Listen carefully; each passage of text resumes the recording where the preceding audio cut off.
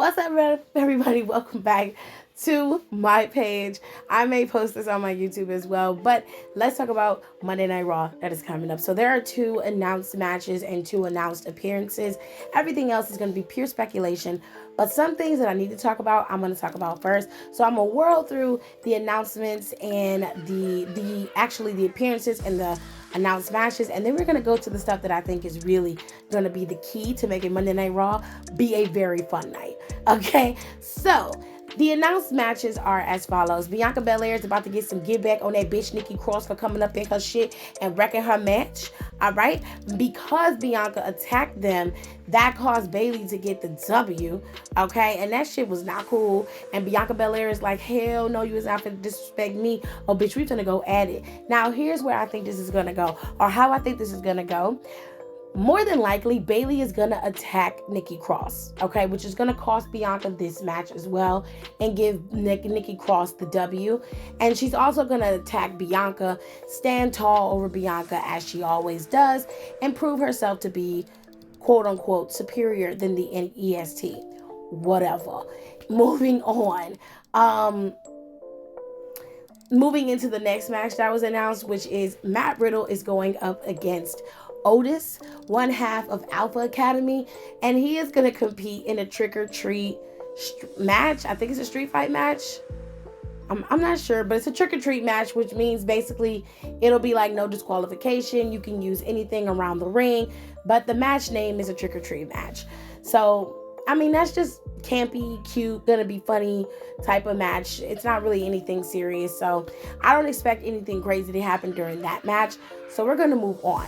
Appearance-wise, Nino Brown and the CMB are going to show up on Monday Night Raw. Now, I'm not sure as to what this means or if Logan Paul will show up. I imagine that he will, but Nino Brown and the CMB are going to be there. Now, after last Friday's hilarity with the Usos and Sami Zayn trying to figure out how to be Usi, I'm telling you, bro, like, if they pull some shit like that tonight, it's gonna be a wrap for me, because I'm gonna be fucking crying, okay? Crying. But anyways, let's move on to the second appearance. So Lego Goro, aka Brock Lesnar, is showing up on Monday Night Raw. What I can't seem to wrap my brain around is how they were able to set up a no contact between Karrion and Drew. But that same no contact was not extended to Brock and RoboCop. I didn't understand the dynamic of that, but either way, he's gonna be there, and I imagine some type of clash is gonna happen between him and Bobby. Seeing as how the last time they met, Bobby laid his ass out before the Lord, okay? Prostrate, ready to be received, okay?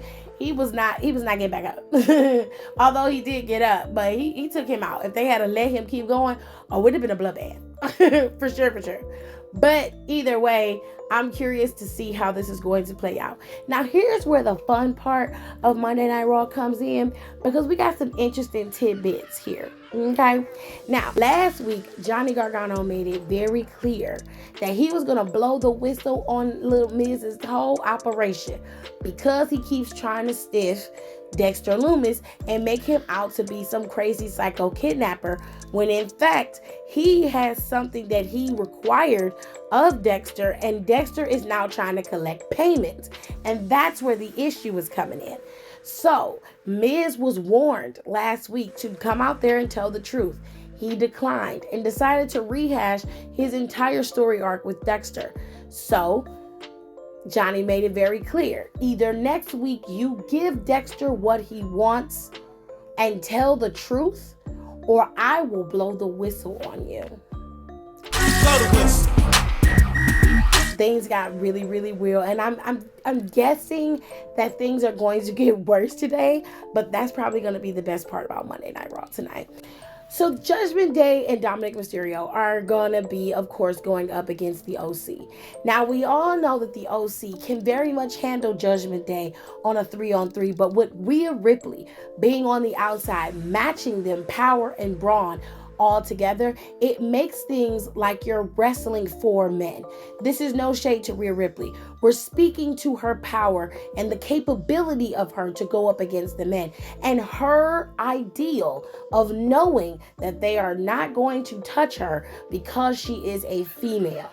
Okay? With all that being said, last week, we saw that the boys realized that they are not going to be able to take Judgment Day on without a fourth that can handle Rhea Ripley, which leads me to believe that they're going to grab Raquel Rodriguez to be their fourth. Now, if we're going to be fair, Raquel Rodriguez matches Rhea Ripley in power, brawn, and all the boxes checked up above.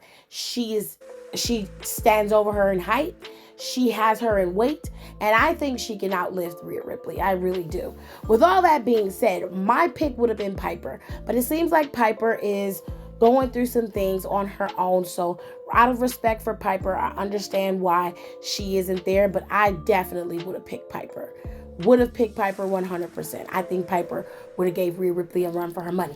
But Raquel Rodriguez isn't a bad choice either. She actually fits into what I'm talking about. You want to add a woman to your squad that is going to be able to contend with the men as well as contend with the women. She is, in fact, a good, perfect choice to go up against Rhea Ripley with. She is like a blockade, stopping her from getting into the ring and messing with what is going on between the guys. Let them fight it out. You mind your fucking business. And if they can get her to do that, then so be it. Raquel isn't doing anything right now. She has no matches on SmackDown as of right now. So I say let her do it 100%. Let's fucking go, okay? Now, last week we also saw Mustafa Ali and Seth freaking Rollins go at it once again. Now, they've been going at it for a couple of weeks, and Mustafa has made it clear, I'm not going anywhere until you give me what I want. And even then, I'm not leaving. I'm not leaving until I have that championship around my waist. Seth Rollins keeps disregarding him as if he doesn't matter. Like he's just a little bitch he's just like a little gnat, just nah, nah, nah, nah, nah. And I don't want to give a shit about any of that because I'm Seth freaking Rollins, bitch. I'm at the top of the mountain, okay? I am who I am. Who are you to challenge me? Who are you to come into my business? Nobody, okay? Get the fuck out of here. So Seth Rollins is not having it. Okay, he's ignoring him and blatantly brushing him off. This causes Mustafa to lose his shit a couple of times. Attacking Seth Rollins, getting into scuffles and fights. This has led to a massive back and forth between the two men. Now, is this going to lead to a match at Crown Jewel? I'm not sure. If it does, great. If it doesn't, I'm not surprised. It's so much going on, but I love it. But it is what it is. Also, by the way, a little birdie told me that Bray Wyatt was going to show up tonight on Monday Night Raw as well, seeing as how it is Halloween and all. I don't know. You guys let me know what you think about Monday Night Raw, the lineup, and the possibility storylines that I have just told you guys. I, of course, omitted some others like Omos and Braun Strowman, which I don't give a shit about, and some various other storylines that are little bitty fillers. But with all that being said, we shall see how this is all going to play out tonight on Monday Night Raw.